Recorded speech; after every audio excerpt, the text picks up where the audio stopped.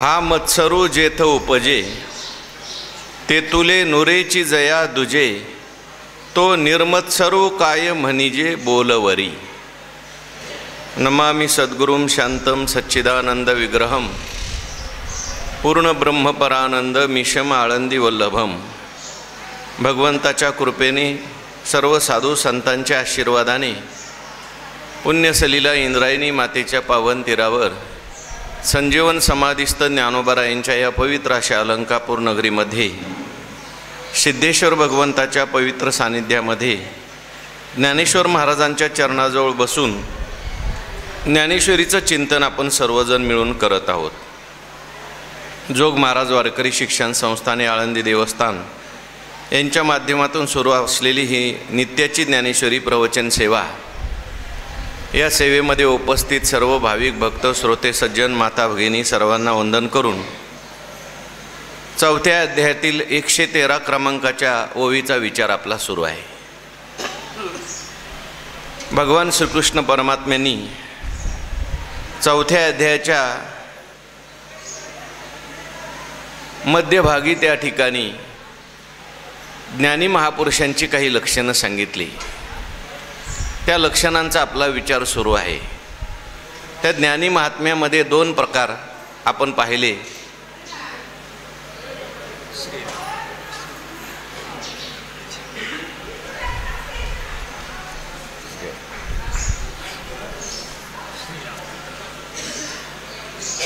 अधिक भोगाचं प्रारब्ध आहे असे ज्ञानी आणि न्यून भोगाचं प्रारब्ध आहे असे ज्ञानी। ज्यांचं अधिक भोगाचं प्रारब्ध असेल असे ज्ञानी महात्मे आपल्या जीवनामध्ये भरपूर कर्म करताना दिसतात, आणि ज्यांचं न्यून भोगाचं प्रारब्ध आहे म्हणजे कमी भोगाचं प्रारब्ध आहे असे जे ज्ञानी महात्मे असतात ते मात्र कर्म जास्त करत नाहीत। ते कसे वागतात? यदृच्छा लाभ संतुष्टो द्वंद्वातीतो विमत्सरा।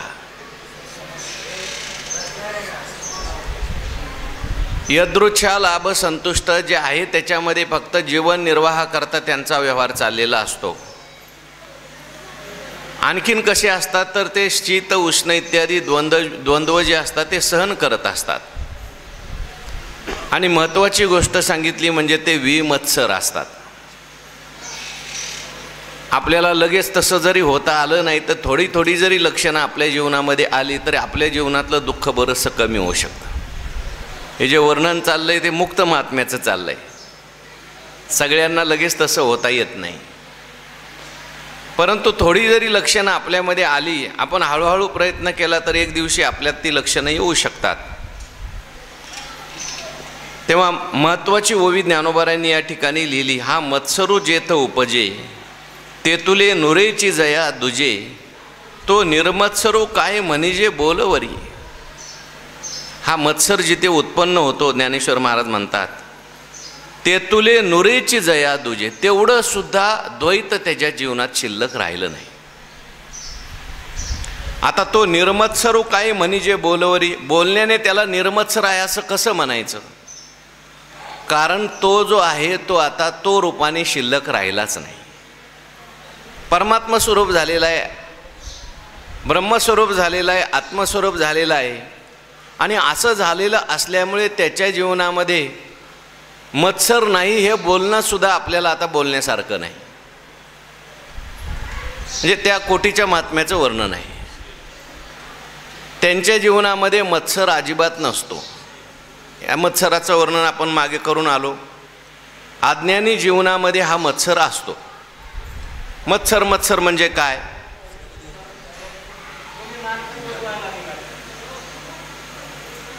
गुणामध्ये दोषाचं आरोपण करणं, दुसऱ्याचा उत्कर्ष सहन न झाल्यानंतर जी अंतःकरणामध्ये वृत्ती निर्माण होते त्याला म्हणतात मत्सर। अज्ञानी जीवाच्या जीवनामध्ये हे सगळं दिसून येतं। हे विकार सांगितलेले आहेत: काम, क्रोध, मद, मत्सर, दंभ आणि अहंकार। अज्ञानी जीवामध्ये हे सगळे जास्त मत्सर हे विकार जास्त असतात। दुसरा आपल्यापेक्षा पुढे चालला संपत्तीने मत्सर निर्माण होतो। एखादी व्यक्ती आपल्यापेक्षा विद्वान झाली, मत्सर निर्माण होतो. मग त्या व्यक्तीच्या संबंधाने मनुष्य काहीतरी बोलायला लागतो. आम्हाला माहिती आहे 4 बंगले बांधले, पण पैसे कुठून आणले. त्याचे जरी चांगले पैसे असले तरी हा म्हणणार ते 2 नंबरचे पैसे आहेत किंवा कुठून तरी त्यांनी चोरून आणले. आम्हाला माहिती आहे तो एवढा विद्वान आहे, परंतु सगळा विद्वान जरी असला तरी त्याला काहीच अनुभूती नाही. आम्हाला माहिती आहे तो पंगत घालतो, परंतु पंक्तीचे पैसे कुठून आणले. तो कुठून का आणेना, पण त्या निमित्ताने का होईना घालतोय, त्या निमित्ताने का होईना तो चिंतन करतोय. ठीक आहे, वाईट असेल तर वाईटाला वाईट बोलणं काही दोष नाही. चुकीचं एखादा गोष्ट करत असेल तर त्याला बोलणं तुकाराम महाराज सुद्धा बोललेले आहेत. तुकाराम महाराज म्हणतात, नाही केली निंदा आम्ही दोषी येले भेदा. आम्ही कोणाची निंदा केली नाही, आम्ही फक्त जो चूक आहे, दोष आहे तो सांगितला. म्हणजे हा मत्सर जो आहे, हा मत्सर काय करतो, मागे मी सांगितलं मत्तः सरती, म्हणजे आपल्या मागच्या माणसाविषयी जास्त मत्सर नसतो, पण जो पुढं चाललाय त्याच्याविषयी मत्सर असतो. ज्याचा उत्कर्ष व्हायला लागला त्याच्याविषयी मत्सर वाटतो. आणि हा मत्सर काय करतो, हा मत्सर त्या माणसाला जास्त त्रास देत नाही ज्याचा आपण मत्सर करतो, पण आपल्याला त्रास देतो. तुकाराम महाराज म्हणतात, मत्सराचा ठाव शरीरी नसावा, लाभे विन जीवा दुःख देतो.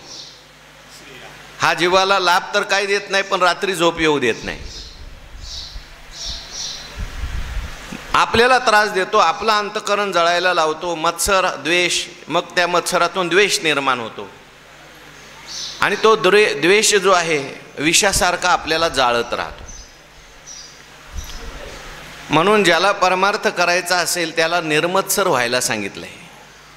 कोण्याही जीवाचा न घडो मत्सर, वर्म सर्वेश्वर पूजनाचे.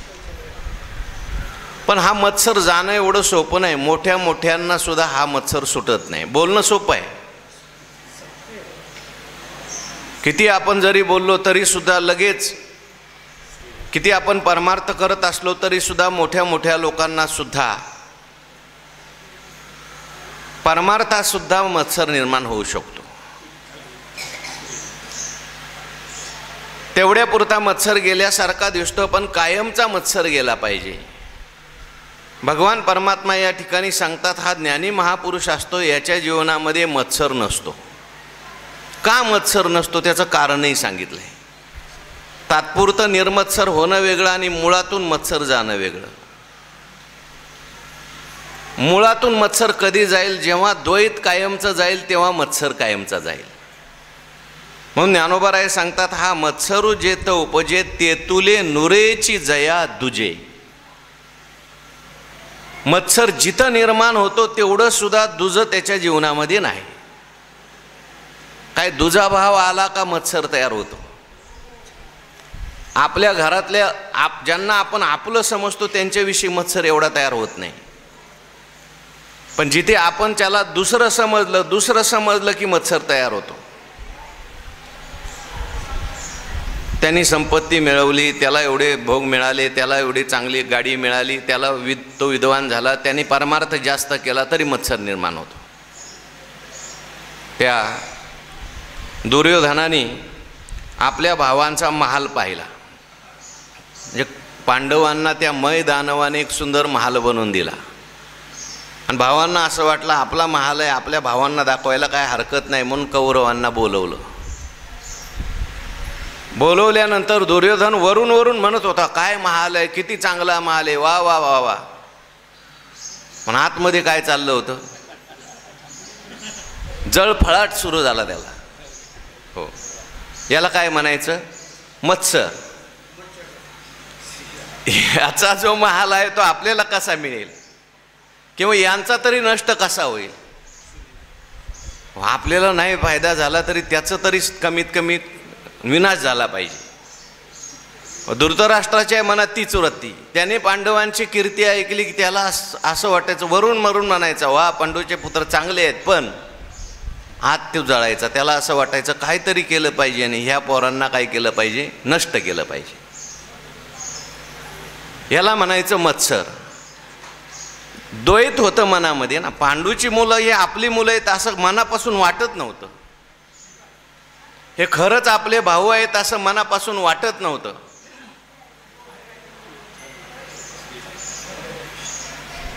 म्हणून मत्सर, हा मत्सर फार विचित्र आहे. ज्ञानोबाराय सांगतात हा मत्सर जेथ उपजे, हा निर्माण जिथं होतो. कुठं निर्माण होतो? ते तुले नुरेची जया दुजे. तो द्वैतात निर्माण होतो, दुजेपणात निर्माण होतो. आपल्याहून भिन्न माणसाच्या विषयी मत्सर वाटतो. पण हा ज्ञानी महात्मा आहे, याच्या जीवनामध्ये तेतुले नुरेची जया दुजे तेवढं सुद्धा द्वैत शिल्लक राहिलं नाही. तो आत्मस्वरूप झाला. लोहाचे साकडे परिसा, न जोडे अंधार रवी जैसा. द्वैत बुद्धीचा तैसा दुकाळू सदा. द्वैत बुद्धीचा त्याला दुष्काळ झाला. कशाप्रमाणे? लोहाचे साकडे परिसा. परिस जो असतो त्याला लोखंड कधी दिसत नाही. का दिसत नाही? ते लोखंड परिसाजवळ आलं की काय होतं? आगावरी फोडावया लागी, लोह मिळो का परिसाच्या अंगी, परी तो मिळते नि प्रसंगी सोनीची होई. फोडायला जरी गेलं तरी तो लोखंडाला परिस करून टाकतो. म्हणून परिसाला लोखंड दिसतच नाही. तसं याला दुसरं दिसतच नाही. दुसरं दिसत नाही याचा अर्थ तो काही व्यवहार करत नाही का? त्याला हे जग दिसत नाही का? का झोपून राहतो सारखा? अहो तो कर्म करतोय ना. शारीरम केवलम कर्म, स्वतःची कर्म करतोय. पण करत असताना त्याच्या दृष्टीमध्ये बदल झाला आहे. आपली दृष्टी भेददृष्टी आहे आणि याची दृष्टी मात्र कुठली झालेली आहे? अभेदाची दृष्टी आहे. अभेद दृष्टी त्याला प्राप्त झालेली असल्यामुळे द्वैत बुद्धीचा तैसा सदा दुकाळू जया. जगची देह जाहले. पुढं मनोनी प्रिया प्रिय गेले, हर्षा मर्ष ठेले दुजे नवीन. जगची देह झाले. या सगळ्या विश्वाच्या रूपाने, जगाच्या रूपाने त्याला असं वाटतं एक चैतन्यच आहे आणि माझं स्वरूपही चैतन्यच आहे.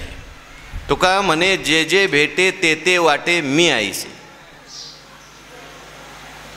त्याला दुसरं पाहिल्यानंतर दुसरं वाटत नाही. त्याला असं वाटतं हे नामरूप ठीक आहे, दुसरं आहे, पण या नामरूप या उपाधी माझी गुप्त चैतन्य असे सर्वगत ते तत्वज्ञ संत स्वीकारेते. यांची नामे अनाने अनारिसे वर्तने, वेशई शिनाने आगवियाचे. ऐसे देखोनी किरीटी, भेद सुसे हन पोटी. ते अज्ञानी माणसाचं सांगितलं, ज्ञानी माणसाचं नाही. ज्ञानी माणसाचं पाहिजे आपल्याला. हे विश्व अलंकाराचे विसुरे आहे ती अनानी आकारे, परी घडले एकची भांगारे परब्रह्म. हे ज्ञानी माणसाचं लक्षण आहे. जसं सोनं पाहिल्यानंतर तुम्हाला आम्हाला ते अलंकार दिसतात, हा चांगला आहे, हा वाईट आहे, हा गोल आहे, हा चौकोनी. हा अलंकार पाहिल्यानंतर श्रेष्ठ कनिष्ठ बुद्धी निर्माण होते, भेददृष्टी निर्माण होते. पण सोनाराने सोनं पाहिल्यानंतर तो आकार पाहतो का त्यातलं सोनं बघतो?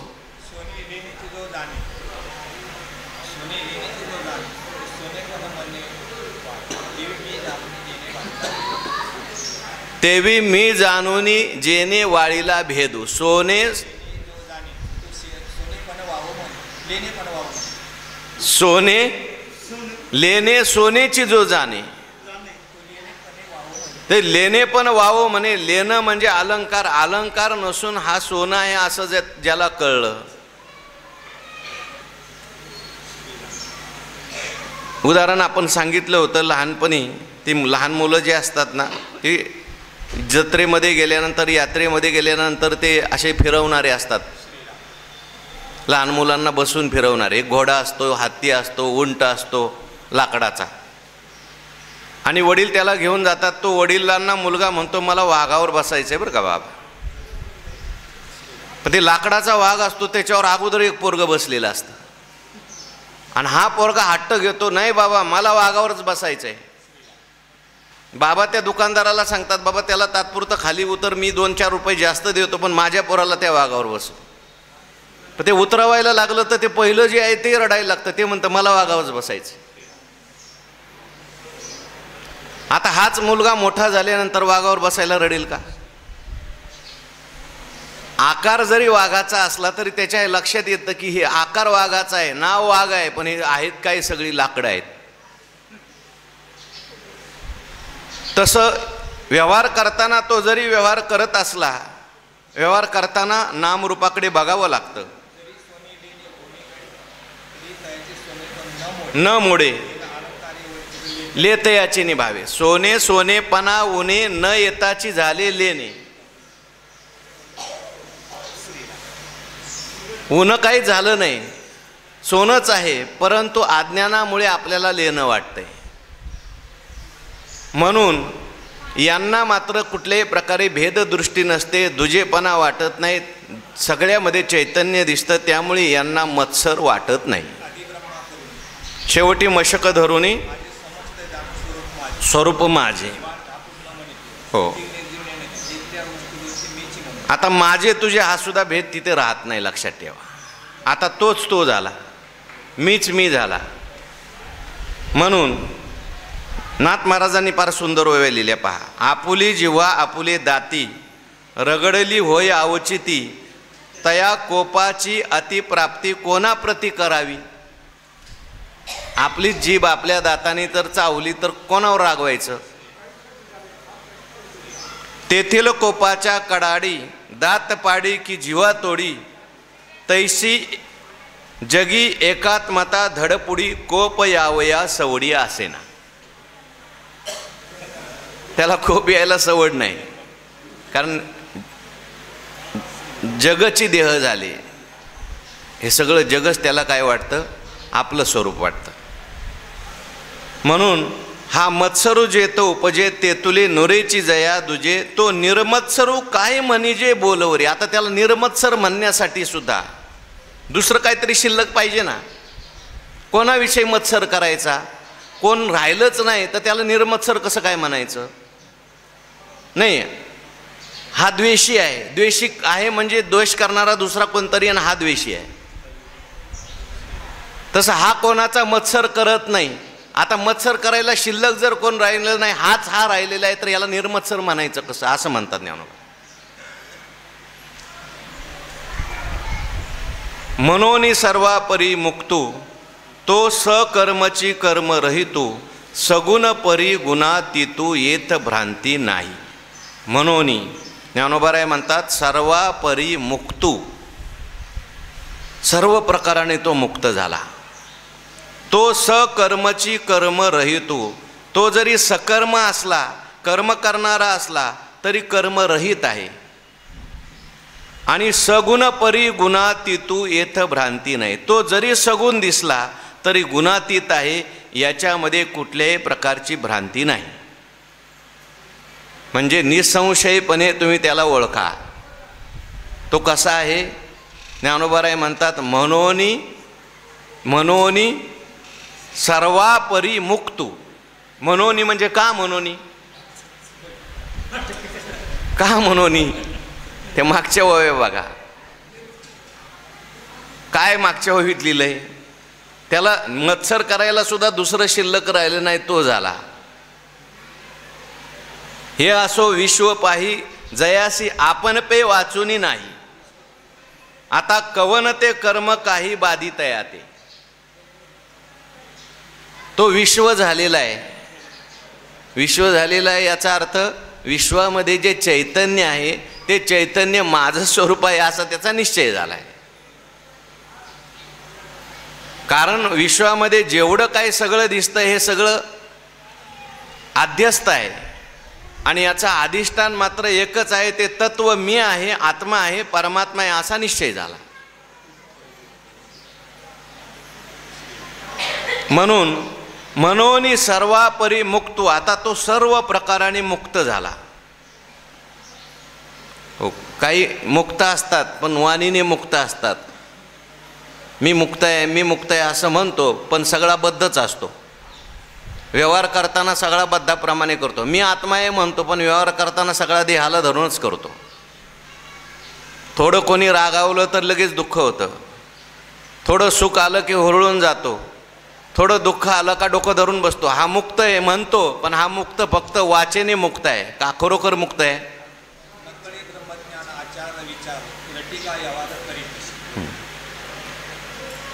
त्या ठिकाणी त्याच्या सर्वापरी मुक्त त्याला म्हणता येत नाही. काही मुक्त आहेत, हा विषयापासून मुक्त झाला, विकारापासून मुक्त झाला, आशेपासून मुक्त झाला, ममतेपासून मुक्त झाला, अहंतेपासून मुक्त झाला, जन्ममरणापासून मुक्त झाला. आणखीन काय? सर्वापरी मुक्तो. सगळ्या प्रकारातून तो काय झाला? मुक्त झाला. अर्धा मुक्त नाही. काही विषयापासून मुक्त आहेत पण विकारापासून मुक्त नाहीत. काही विषयापासून मुक्त आहेत, विकारापासून मुक्त आहेत, ममतेपासून मुक्त आहेत, पण अहंता सुटलेली नाही. मी मुक्त आहे असा अभिमान घेऊन बसलेला आहे. मग अजून खरा मुक्त आहे का? कारण मी मुक्त आहे असा अभिमान सुद्धा बद्धतेचंच लक्षण आहे. तुका म्हणे अहम ब्रह्म, आड येऊन येदी भ्रम म्हटलंय.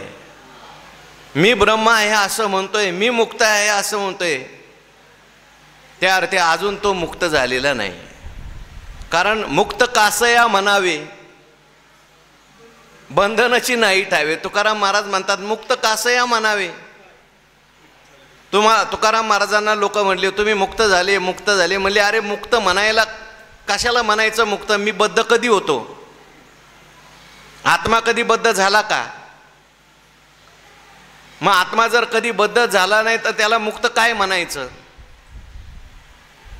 मुक्त कासया म्हणावे, बंधनाची नाही ठावे, असे मुक्त. बरं का, तुम्ही आम्ही मुक्त आहे, अगोदर बद्ध असतो आणि मग मुक्त होतो. आणि मुक्तीचा अभिमान असतो म्हणजे बद्धच असतो. ज्याप्रमाणे मी मनुष्य आहे, मनुष्य आहे असं घोकावं लागतं का? आहेच मी मनुष्य. ते सांगतात ना, अष्टावक्र मुनी चालले होते आणि जनक राजा होतात, त्याला उपदेश झाल्यानंतर तो म्हणायला लागला मी मुक्त आहे, मी मुक्त आहे, मी मुक्त आहे. जनक राजाला ते अष्टावक्र म्हणायला लागले मी ऋषी आहे, मी ऋषी आहे. म्हटले अहो ऋषी आहे मला माहिती आहे ना, सांगायची काय गरज आहे? म्हटले अरे मुक्त आहे ना आत्मा, मला माहिती आहे ना, बोलायची काय गरज आहे? ज्या अर्थी तू बोलतोयस त्या अर्थी अजून तुझी मुक्ती जी आहे ती परिपूर्ण नाही. म्हणून सर्वापरी मुक्तो, तो सर्व प्रकाराने मुक्त आहे. त्याला आता देहाचं बंधन नाही, ममता राहिली नाही, अहंता राहिली नाही, जन्ममरण राहिलं नाही. सगळे देहाचे धर्म आहेत. देहीचा धर्म देही, येत आत्मा तो आत्मयाच्या ठाई, ऐसे देखणे ते पाही आन आहाती. त्या ठिकाणी मुक्ती अवस्था त्यांनी अशी प्राप्त केली. मुक्तपणे मुक्त मुक्ताबाई. बद्ध होऊन मुक्त झालेले नाहीत ज्ञानेश्वर महाराज. ज्ञानेश्वर महाराज हे काय आहेत? नित्य मुक्त आहेत. अशा प्रकारे सर्वापरी मुक्तो, तो सकर्मची कर्म रहितो. तो जरी कर्म करत असला तरी सुद्धा तो काय आहे? कर्मरहित आहे. कर्म तो करतोय हे आपल्याला म्हणायचं आहे. मुक्ताचे देह तैसे हालत असे संस्कार वशे, देखोनी लोक पिसे करता म्हणिती. मनोनी आत्मयाचे केवळ, जो रूपची झाला निखिळ, तया नाही बंदिशाळ कर्माची गा. मनोनी आत्मयाचे केवळ रूपची झाला निखिळ, आत्मस्वरूप जो झाला, ब्रह्मस्वरूप जो झाला, त्याला कर्माची बंदिशाळ नाही. तो जरी कर्म करत असला, सर्व प्रकारची कर्म जरी घडत असली त्याच्याकडून, तरी सुद्धा त्याला करता म्हणायचं नाही. कारण त्याला मी करतोय असा कर्तृत्वाचा अभिमान नाही, त्याला भोक्तृत्व नाही, कर्तृत्व नाही. करत जरी असला लोकसंग्रहाकरता करतो, प्रारब्ध लेशामुळे करतो, त्या ठिकाणी आवड म्हणून करतो, पण करत असला तरी सुद्धा त्याला करता म्हणता येत नाही. म्हणून ज्ञानोबराय सांगतात, तो सकर्मची कर्म रहितू सगुण परी गुणातीतू येथ भ्रांती नाही. तो जरी सगुण दिसला, म्हणजे 3 गुण आहेत, कधी सत्वगुण असतो, कधी रजोगुण असतो, कधी तमोगुण असतो. सत्वगुणाचं कार्य काय आहे? सत्वात संजायते ज्ञानम. सत्वगुण वाढल्यानंतर काय काय दिसतं शरीरावर? रजोगुण वाढल्यानंतर काय काय दिसतं? तमोगुण वाढल्यानंतर काय काय दिसतं? विठ्ठल विठ्ठल दिसतं. सत्वगुण वाढल्यानंतर काय काय दिसतं? सांगितलं गीतेमध्ये भगवंताने, देयस्मिन् प्रकाश उपजायते ज्ञानम यदा तदा विद्यात विवृद्धे सत्वमित्युत.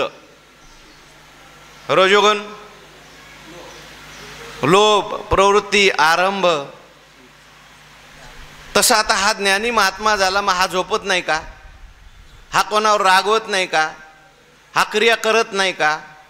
मग ज्या अर्थी क्रिया करतोय त्या अर्थी रजोगुण आहे. ज्या अर्थी ज्ञान संपादन करतोय, समाधी लावतोय, आनंदात राहतोय, त्या अर्थी सुखात राहतोय, त्या अर्थी कोणता गुण आहे? सत्वगुण आहे. कधी कधी रागवतोय दुसऱ्यावर, त्या अर्थी कोणता गुण आहे? पण जरी ह्या गुणात तो दिसला तरी त्याला गुणात आला असं म्हणायचं नाही.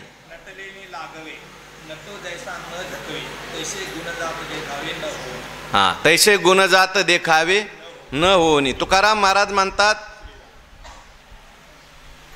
साक्षीत्वेया झालो गुणाचा देखना, करी नारायणा तरी खरे. मी साक्षी झालो. हे सगळे गुण वर्तन करत असताना मी रागवतोय, पण रागवत जरी असलो तरी मी ओळखतोय की मी रागवलेला मी नाही. हाची निश्चय माझा परी मी निश्चयावनी दुजा. माझा निश्चय झालाय, आता मी परमात्मा स्वरूप आहे, पण निश्चय करणारा मी नाही. कारण ही वृत्ती आहे आणि या वृत्तीचा प्रकाशक असलेला मी आहे. म्हणून तैसे गुणी गुणा परवते, जे आपण पे असे आईते, ते अहम बैसे अहंते मुळिकेची. गुणी गुणा परते, गुणाच्या पलीकडे जे आपण पे असे आहे, ते जे आपलं स्वरूप आहे, जे आयत आहे, जे सिद्ध आहे, ते अहम बसे अहंते. आपला जो अहम आहे देहात असलेला, तो त्या मूळ अहंतेमध्ये जातो. ती मूळ अहंता म्हणजे मी वासुदेव तत्वता. उठला जैसा शुकशाखे बैसला, वा तैसा मूळ अहंते वेठीला तो म्हणून, मी म्हणून. नळीवर बसला होता, तोपर्यंत तो बांधलेला होता. त्याला वाटतंय मी आता बद्ध आहे, पण नळीवरून उठला आणि शाखेवर, झाडावर जाऊन बसला. झाड त्याचं मूळ घर आहे, तिथे जाऊन बसला आणि मग म्हणायला लागला, मी आता सुटलो. आता बांधलो होतो, सुटलो. आता हे सुटलेपणाची भावना गेली, तसा मुक्त झाला तो. आता विनटला विहंग मुजायचा. म्हणून तो सगुण परी गुणातीतू येत भ्रांती नाही. गुण जरी सगळे दिसत असले त्याच्या ठिकाणी, तेवढ्या पुरते प्रारब्ध लेशाने ते गुण दिसतात. काय असतं, एखादी रस्सी असते ना, दोरी असते, ती जाळली, जाळल्यानंतर सुद्धा तिच्या राखेमध्ये तो जातो. काय म्हणतात ना, ते काय जळलं पण काय राहतं? हा, सुंब जळला तरी पीळ जळत नाही. सुंब जळला सगळा, पण ते पीळ दिसतो त्या राखेमध्ये. तसं अज्ञान गेलंय, पण प्रारब्ध शिल्लक राहिले ना, त्याला काय करता? अग्नी विजोनी जाये, राखोंडी केवळ होय. प्रारब्ध लेश, लसूण जरी त्या भांड्यातला काढला तरी लसणाचा गंध राहतो. तसं अज्ञान जरी गेलं तरी सुद्धा हे शरीर जे बनलंय ज्या प्रारब्धाने, त्या प्रारब्धाचे काही गुण राहतात. हा, कमी होतील बरं का. आणखीन प्रयत्नाने, नामस्मरणाने, चिंतनाने ते कमी होऊ शकतात, पण पूर्ण जातीलच असं नाही. आणि गेलं सगळंच तर मग देहच पडेल. म्हणून देह चाललेला असतो प्रारब्धानुसार, ते गुणानुसार सगळं काही दिसत असतं. कधी तो रागवत असतो, कधी आनंदात असतो, कधी त्या ठिकाणी सुखात असतो, एखादा कर्म करत असतो. पण ज्ञानोबाराय सांगतात, सगुण परी गुणातीथू येथ भ्रांती नाही. आम्हाला त्याच्याविषयी काही भ्रांती नाही, तुम्हाला असली तर बघा. ते सगळं करत असले, ज्ञानोबाराय त्या ठिकाणी सगळं करत असले, तुकोबाराय सगळं करत असले, व्यवहार करत होते, संसार करत होते. नाथ महाराज संसार करत होते. आता संसार करायचा म्हटल्यानंतर गुणात येऊन करावं लागेल का निर्गुणात राहून करावं लागेल? पण जरी गुणात आलेले दिसले तरी गुणातीतू म्हटलेले आहे त्यांना. म्हणजे गुण त्यांना काय करत नाहीत. सगळा 14वा अध्याय याच्याकरताच आहे बघा. मी दावुनी गुण देखे, गुणता हे मिया पोखे, ययाचेनी निश्चेखे उरे ते मी. ऐसेनी विवेके जया, उदो होय धनंजया, ये गुणातीतत्वतया ऊर्ध्वपंथे. आता निर्गुण असे अनेक, ते तो जाणे अचूक, जे ज्ञाने केले टीक तयाची वरी, तो जरी वरते गुणात.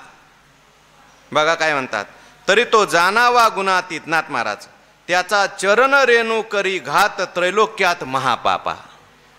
असा गुणातीत महात्मा जो असतो, त्रैलोक्यामध्ये त्या ठिकाणी त्याचं चरण रजलं जरी लागलं तर ते सगळ्यांना पवित्र करतं.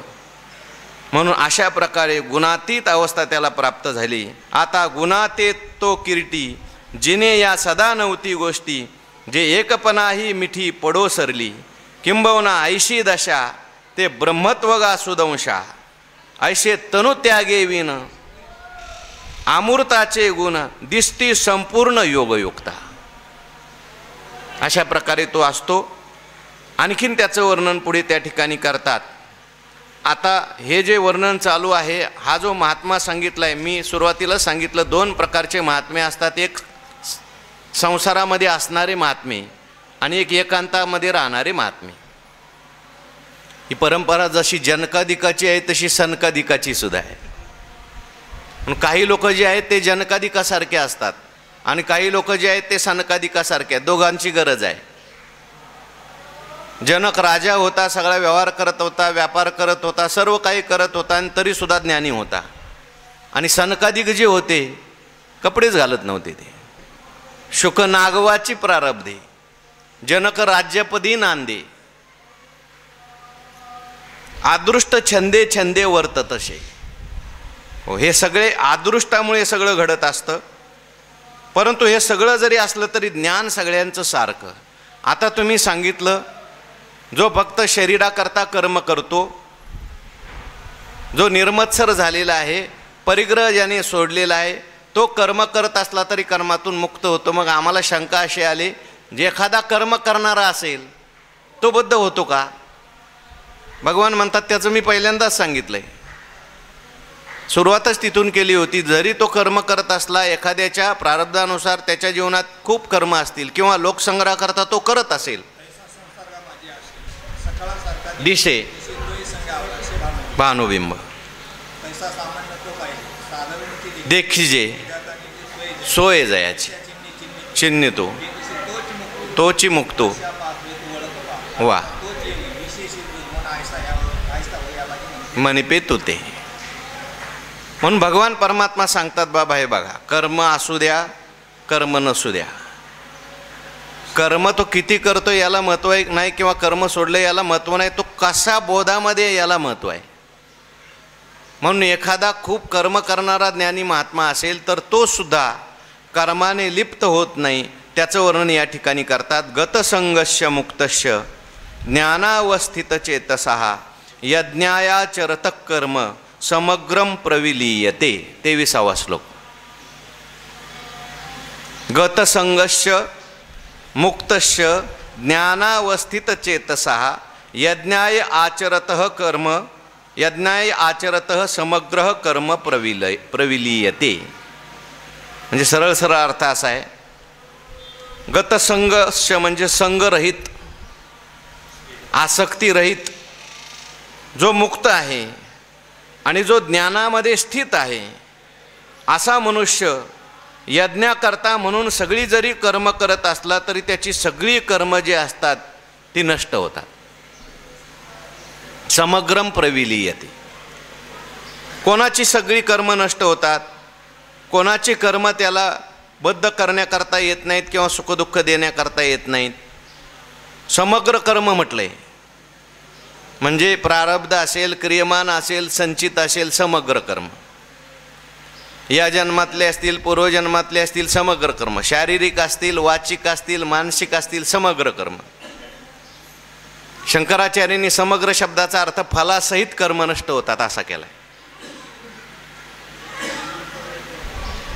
तेव्हा कोणाची सगळी कर्म नष्ट होतात? कर्म नष्ट झाल्याशिवाय मुक्ती नाही. अगा कर्मे जे उरावे ती सुखी दुःखी फळावे, तया ते भोगावया यावे देहायक. आणि कर्म असा आहे कधी चुकत नाही. कोणत्या जन्मातलं कर्म कधी भोग द्यायला येईल, काय बांधून ठेवील काही सांगता येत नाही. असं म्हटलेलं आहे ज्याप्रमाणे गाई जे वासरू जे असतं बरोबर आपल्या गाईला शोधत जातं, आईला शोधत जातं, तसं प्रत्येक माणसाचं कर्म कधीचं का असू द्या बरोबर त्या कर्त्याला शोधत येतं आणि भोगायला लावतं.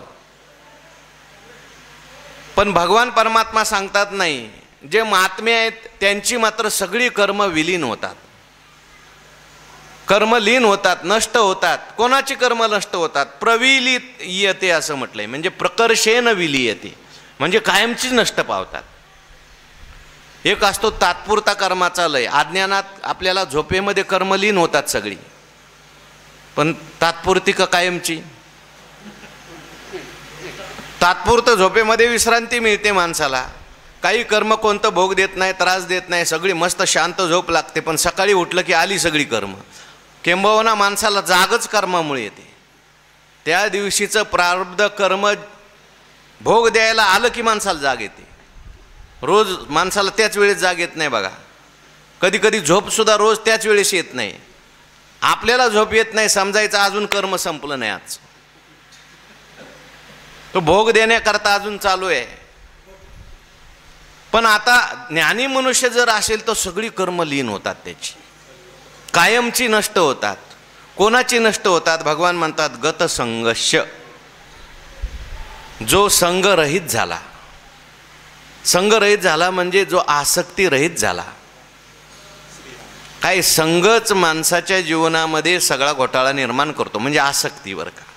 कर्म दुःख देत नाहीत, कर्माची आसक्ती. फल दुःख देत नाही, फलाची आसक्ती. देह दुःख देत नाही, देहाची. मन दुःख देत नाही, वस्तू दुःख देत नाही, वस्तूची. म्हणून प्रभू रामचंद्रांना उपदेश केला त्या वशिष्ठ ऋषींनी. अंतस्त्यागी बहिसंगी लोके विहर राघव.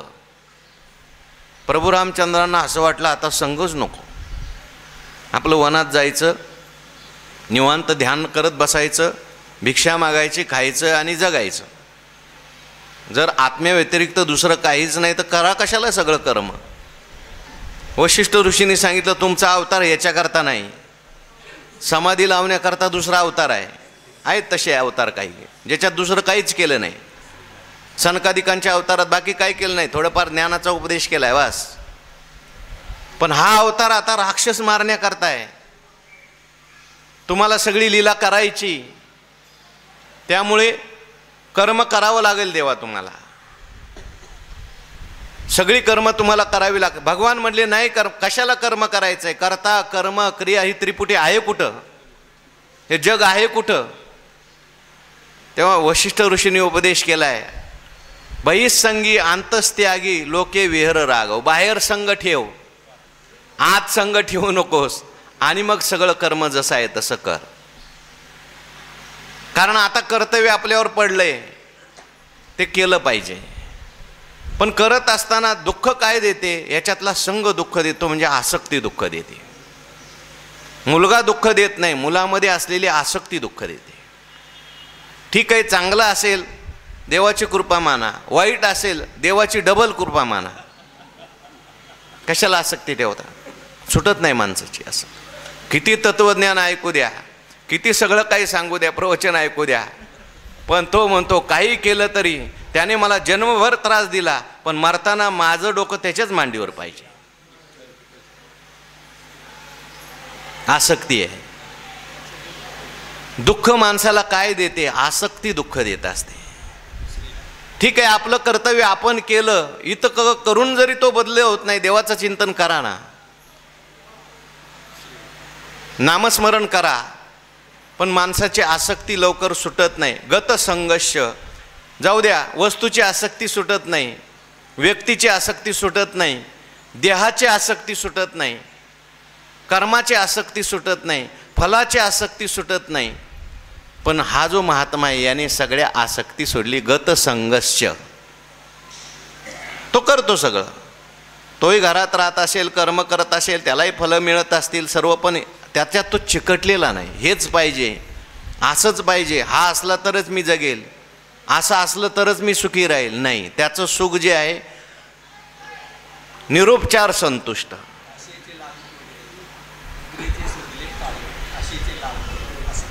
म्हणून गतसंघर्ष गतसंग तरी का झाला? त्याच्या जीवनातला अध्यास संपला, अज्ञान संपलं. अज्ञानामुळे संघ निर्माण होतो.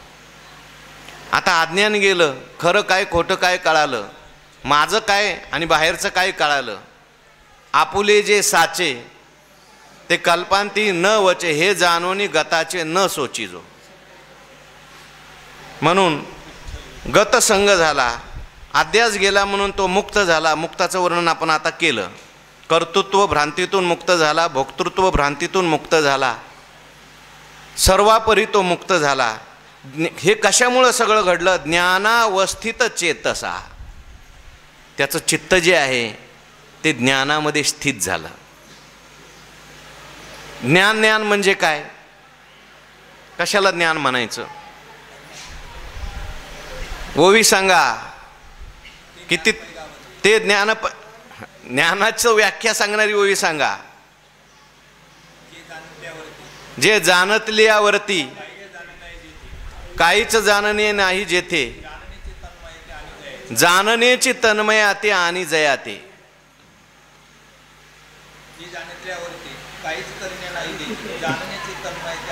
जयाते. ज्ञान म्हणजे काय? ते ज्ञान साने मोठे उरोने दी.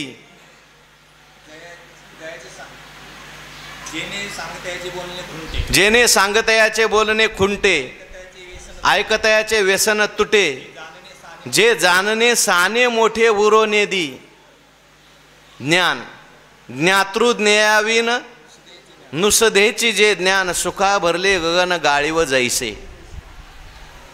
जे प्राप्त झाल्यानंतर ज्ञानोबरायांनी बाकीच्या सगळ्याला अज्ञानात टाकलंय. येर भव स्वर्गादी ज्ञाने ती केली यांनी स्वप्ने, जैसे वातोर्मी गगने गिळजते अंगी. अज्ञान ऐसा मने निश्चय केला. येर भव स्वर्गादी ज्ञाने, तो अज्ञान ऐसा मने निश्चय केला. बाकीचं सगळं ज्ञान, हे ज्ञान प्राप्त झाल्यावर स्वप्न होत होतं. या सगळ्याचं ज्ञान ज्या ज्ञानामुळे प्राप्त होतंय ते ज्ञान केवळ निर्विशेष, ज्या ज्ञानामध्ये ज्ञाता नाही, ज्ञेय नाही,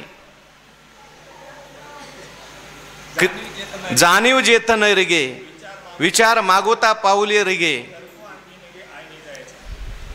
तर्को अंगी नेगे अंगी जयाच्या. तया नाव ज्ञान, एरं प्रपंच हे विज्ञान. हो हो. आता ज्ञान म्हणजे काय? ज्ञान म्हणजे सरळ सरळ आत्मा. ज्ञान म्हणजे ब्रह्म, ज्ञान म्हणजे परमात्मा. जाऊ द्या, ज्ञान म्हणजे देव. अशा ज्ञानावस्थित चेतसा, ज्याचं चित्त त्या ज्ञानामध्ये स्थित झालं, म्हणजे आता ज्ञान आणि मी वेगळा आहे असा त्याचा निश्चय नाही. ज्ञानच मी. एवं वस्तूशी जाणो जाता, जाणण्याची वस्तू तत्वता. जाणते आणि जाणता कायचा उरे. तिथं आता शिल्लक राहिला नाही. तो ज्ञान स्वरूप झाला. तो ज्ञानी नाही बरं का, तो ज्ञान झाला. जो म्हणतो मी ज्ञानी आहे, अजून म्हणजे ज्ञान वेगळं आहे आणि तो वेगळा आहे, ज्ञान स्वरूप तो झाला, असा जो मनुष्य असतो, ज्ञानोबा भगवान सांगतात यज्ञाया चरत कर्म समग्रम प्रविलीयते. तो कर्म करतो पण यज्ञाकरता कर्म करतो. यज्ञाय चरत कर्म, यज्ञाकरिता कर्म. आता यज्ञ म्हणजे केवळ तो यज्ञ डोळ्यासमोर आणू नका, तो पण आहेच. यज्ञ म्हटलं की लोकांच्या डोळ्यासमोर कुंड येतं, त्या समिधा येतात, तो भडका येतो, धूर येतो. तो यज्ञ आता आपल्याला कुठं पाहायलाही मिळत नाही. तेवढाच यज्ञ घेऊ नका, तो यज्ञ आहे. पण भगवान परमात्म्याने सांगितलंय, सगळ्या आचार्यांनी सांगितलंय यज्ञो वै विष्णू. विष्णू म्हणजे परमात्मा, परमात्म्या करता तो सगळं कर्म करतो. तया सर्वात्मका ईश्वरा स्वकर्म कुसुमांची वीरा, पूजा केलिया होय अपारा तोषा लागी. त्याचं जे जे कर्म आहे ते सगळं यज्ञ. जेवण करत असला तरी वदनी कवळ घेता नाम घ्या श्रीहरीचे, सहज हवन होते नाम घेता पुकाचे. जीवन करी जीवितवान हे पूर्ण उदर भरण नोहे जाणीजे यज्ञ कर्म. त्याचं जेवण यज्ञ आहे, प्रत्येकाचं जेवण यज्ञ आहे. पण आपण मानत नाही, तो मानतो. पहिला घास घेतला की तो म्हणतो नाही अहम वैश्वानरो भूत्वा, बसलाय आतमध्ये, तोच बसलाय आतमध्ये, अन्नाच्या रूपाने तोच आहे, सर्व रूपाने तोच आहे. म्हणून त्यांचं जेवण हे सुद्धा यज्ञ आहे. यज्ञाय चरता म्हटलेलं आहे, म्हणजे त्याचं सगळं कर्म जे असतं ते स्वतः करता नाही, स्वार्था करता नाही. त्याचं कर्म सगळं जे आहे ते विश्वाकरता, विश्वरूपाने असलेल्या परमात्म्याच्या सेवेकरता कर्म पावले. तयाही कर्तव्य असे उरले लोका लागे. ते करतात, परंतु त्यांचं करणं जे असतं ते तैसा वागविलास विस्तारू, गीतार्थेशी विश्वभरू, आनंदाचे आवारू मांडू जगा. ज्ञानोबारायांनी ठरवलं असतं स्वतः करता करायचं तर भरपूर काय केलं असतं, आळंदी सोन्याची केली असती. परंतु जगाचा विचार केला. अवघाची संसार सुखाचा करीन, आनंदाचे आवारू मांडू जगा. विश्वाचा विचार ते करतात. विश्वाच्या शांततेसाठी विश्वाकरता त्यांचं कर्म असतं, म्हणून त्यांचं प्रत्येक कर्म यज्ञ. यज्ञाय चरत कर्म. ज्या कर्मामध्ये मी नाही, माझं नाही असं केलेलं कोणतंही कर्म यज्ञ आहे. आणि म्हणून ते कुठलंही कर्म असू द्या, ते कर्म वरवर आपल्याला वाईट दिसत असेल पण जगाच्या कल्याणाकरता असतं, म्हणतो तो यज्ञ झाला.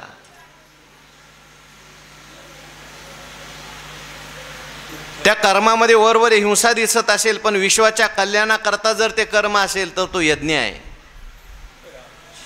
त्या कर्मामध्ये वरवर एखादा खोटेपणा दिसत असेल पण विश्वाच्या कल्याणाकरता ते कर्म आहे, यज्ञ आहे. म्हणून यज्ञाय हा चरत कर्म समग्रम प्रविलीयते. त्याची सगळी कर्म जे असतात ते लीन होतात, नष्ट होतात, त्याच्यात कर्तृत्व नाही, भोक्तृत्व नाही. ज्ञानोबाराय लिहितात तो देहसंगे तरी असे परी चैतन्यासारिका दिसे, पाहता परब्रह्माचेनी कसे चोखाळू भला. जास्त मी लांबवत नाही श्लोकावरती. तो देहसंगे तरी असे, याचा अर्थ तो देहाच्या संगतीत असतो. जोपर्यंत प्रारब्ध आहे तोपर्यंत देह राहणार. ज्ञान झालं, त्याला भगवंताचा साक्षात्कार झाला म्हणजे त्याचा देह पडत नाही, त्याला देह असतो. त्याला बाकीचा देहाचा परिग्रह सुद्धा कदाचित असू शकतो. घरात असेल, एखादा ग्रहस्थ असेल घरात असेल, एखादा कर्मात असेल तर कर्म असतील. देह संगे तरी असे, पण असे परी चैतन्यासारखा दिसे. पण देहात जरी असला तरी तो दिसतो कसा? चैतन्यासारखा दिसतो. चैतन्यासारखा दिसतो म्हणजे काय दिसतो? तो आल्या आल्या चकाकायला लागतो का प्रकाश पडतो तो आल्यावर? हो, काय काय लोक म्हणतात काय तेज आहे हो त्यांचं. हो, ते तेज आहे म्हणजे काहीच काम नाही करत, चांगलं चुंगलं खातो म्हणून तेज आलंय ते.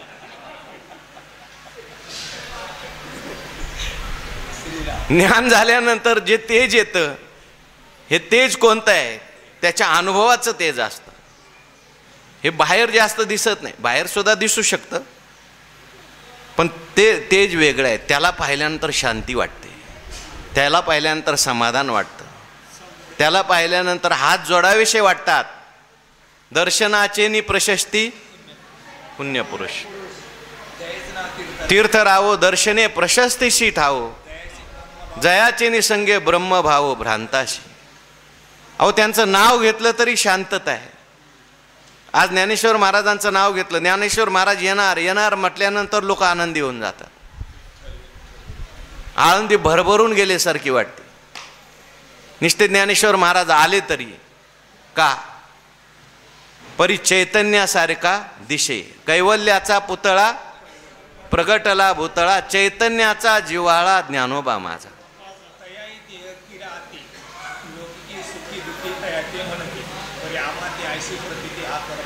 परब्रह्मची की वा. चैतन्यासारखा दिशे म्हणजे काय? चैतन्य दिसतं का? चैतन्य दिसतं, आणि जे दिसतं ते चैतन्य असतं.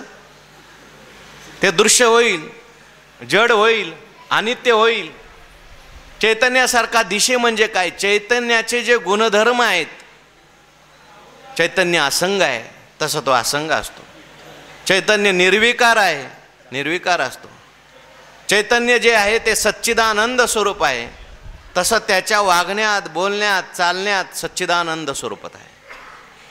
देहात जरी असला तरी त्याला मरणाची भीती वाटत नाही. तुकाराम महाराज म्हणतात, मरण माझे मरुनी गेले.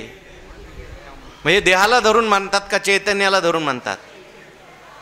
चैतन्यासारखा दिसे.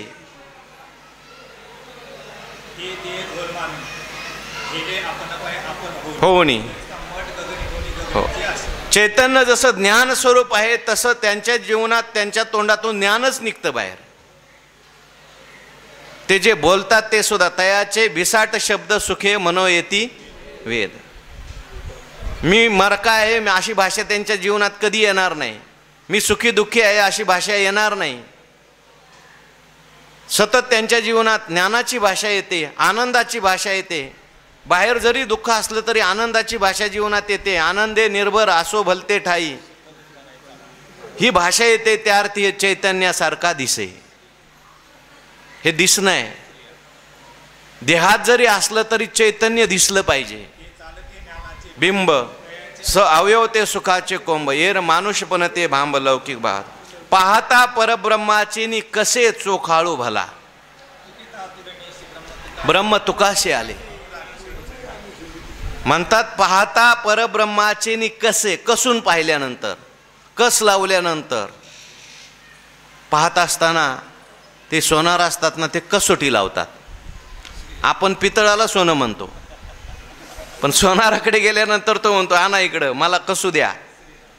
मग तो कसोटीला लावतो, आणि कसोटीला लावल्यानंतर सांगतो एवढ्या नंबराचा आहे. तसं ज्ञानेश्वर महाराज म्हणतात, तुम्ही जर त्याला नीट पाहिलं, कसून पाहिलं. बरेच लोकांनी तुकाराम महाराजांना कसून पाहिलं. रामेश्वर भट्टांनी कसून पाहिलं महाराजांना, त्रास देऊन का पाहिलं. आणि मग लक्षात आलं. मग त्या ठिकाणी म्हणायला लागले, तुकिता तुलनेशी ब्रह्म तुकाशी आले. तुका तरी सहज बोलेवानी. हो, तुम्ही त्या ठिकाणी तुकाराम महाराजांना म्हणे रामेश्वर भट्ट द्विजा, तुका विष्णू. अरे तुकाराम तुकाराम नाम घेता, धन्य तुकोबा समर्थ जेने केला हा पुरुष. आहे कसून म्हटलेलं आहे, वरवर म्हटलेलं नाही. प्रचिती आली, रोकडी प्रचिती आली. म्हणून पाहता परब्रह्माचे नि कसे चोखाळू भला. त्या ठिकाणी परब्रह्माच्या कसाला ते उतरलेले आहेत, आणि परब्रह्मासारखे शुद्ध ते आहेत. वाचे मारिता जो घनी तोची मोल पावे, खरा करणीचा होय चोरा. खरा कस माणसाचा सुखात नाही लागत, दुःखात लागतो. खरा पारमार्थिक माणसाचा कस शांततेत लागत नाही, विक्षेपात गेल्यावर लागतो. सगळं शांतता आहे, एकांत आहे, मग काय कसं आहे. पण ज्यावेळेस सगळे विचित्र स्वभावाचे लोक आहेत, विरोधी स्वभावाचे लोक आहेत, त्रास देणारे लोक आहेत, आणि त्याच्यामध्ये जर म्हणत असेल मी आनंदी आहे, काही नाही, हे सगळं देवच आहे, विश्वच आहे, विश्व परमात्मा रूपच आहे, असं पाहिल्यानंतर तुकाराम महाराजांना त्या ठिकाणी रामेश्वर भट्टांनी जरी त्रास दिला, कोणी त्रास दिला, ज्ञानोबारायांना त्रास दिला, तरी सुद्धा शेवटी जे खळांची व्यंकटी सांडो म्हटलं, पाहता परब्रह्माचे निकषे चोखाळो भला. परमात्मा स्वरूप त्या ठिकाणी ते झालेले आहेत. पाहे पा ऐसे हन आहे की तो आकारुची मनोये एर गगनते गगनीच आहे घटत्वाही आदी. तरी आता देह असो अथवा जावो, आम्ही तो केवळ वस्तूचे आहो, का जे दोरी सर्पत्व वावो दोराची कडूनी. तरंगाकारे न जन्मेची, का तरंग लोपे न निमेची, तेवी देही जे देहीची वस्तू जाहले, आता शरीराचे तयाचे अठाई, आडनाव उरले नाही. जसं घट फुटण्याच्या अगोदर सुद्धा आकाश रूपच आहे, तसं ते अगोदरच चैतन्य स्वरूप झालेले आहेत. देह आहे तेव्हाही चैतन्य रूप, देह गेल्यानंतर सुद्धा चैतन्य रूप.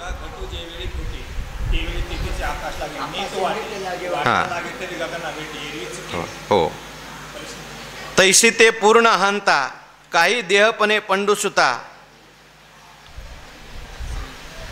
आवरे काही सविता बिंबे धरिला. तैसे वेदकपणेशी पडिले गा जयाचे आग्रासी, तया देह मी ऐसी अहंता कैची.